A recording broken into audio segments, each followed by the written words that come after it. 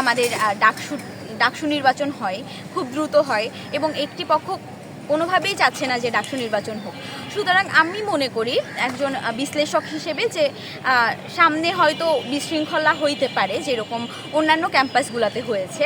বিভিন্ন ধরনের বিশৃঙ্খলা তৈরির মাধ্যমে ডাকসু পিছিয়ে দেওয়া বা বন্ধ করে দেওয়ার মতো ঘটনা ঘটতে পারে।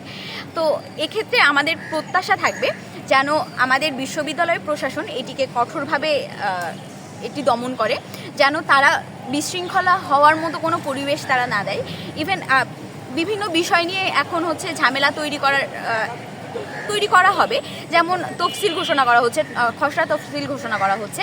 এক্ষেত্রে হয়তো বিশ্ববিদ্যালয় প্রশাসনের অনেক কথা বা অনেকগুলা ধারা তাদের শিক্ষার্থীদের পছন্দ হবে না।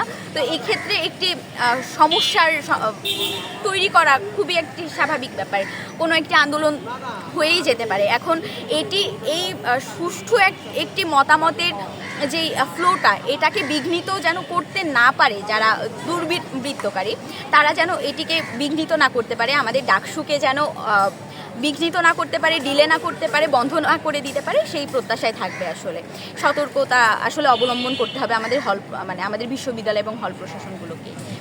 আর আমাদের প্রত্যাশা অবশ্যই থাকবে যে সুষ্ঠু একটি নির্বাচন, যেহেতু আমরা প্রায় 2000-এর বেশি মানুষের রক্তের ওপর দাঁড়িয়ে আজকে আমাদের এই প্রেক্ষাপটে আমাদের ডাকসু নির্বাচনটা দেওয়া হয়েছে, ডাকসু নির্বাচনের তফসিল ঘোষণা করা হয়েছে, 9 সেপ্টেম্বর আমাদের হবে।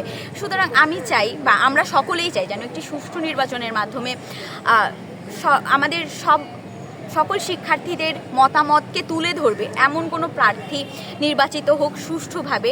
আমরা এটাই চাই। আসলে আমাদের প্রত্যাশা খুবই কম, কিন্তু আমরা চাই একটি নতুন মুক্ত রাজনৈতিক ক্যাম্পাস গঠন করতে।